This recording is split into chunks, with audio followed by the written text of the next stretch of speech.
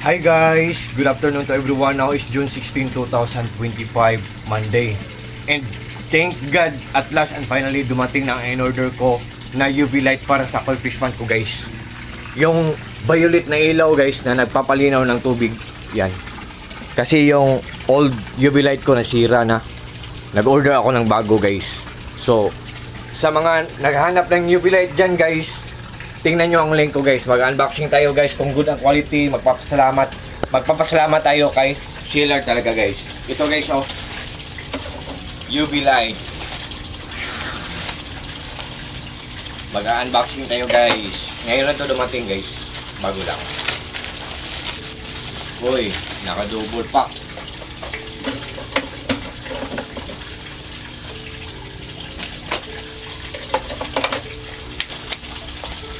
So, ito guys, oh. Disinfection. Yan. Yan guys, oh. So, pa. UV light. I think it's big. I think malaki to. Mura pa, malaki pa. And this. May freebie siya guys, oh. Yan. So, ito, oh. Ito ang UV light guys, oh, yan. So, yan. So, wait guys, ay, connect natin guys, ha. Mag-stop tayo sa video guys. I-continue natin mamaya. Wait, i-connect natin.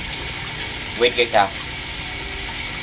Guys, ito guys, oh. With matching power station pa to guys ha, or portable solar generator. 9,200 pesos ang bili ko nito. Hindi ko sasabi ang brand nito, pero kailangan ko lang talagang i-explain or ipaliwanag sa inyo na very useful talaga ang power station kasi namomonitor niya or na lalaman niya kung gaano katipid kumain ng kuryente ang isang gadget. So, i-on natin ang UV light guys. I-on natin ha.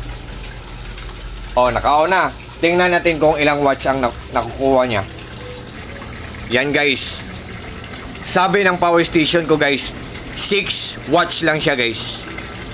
Oh, naka-on siya, 6 watts lang siya. So, matipid siya sa kuryente guys. Tapos mura lang, affordable lang at hindi kamahalan.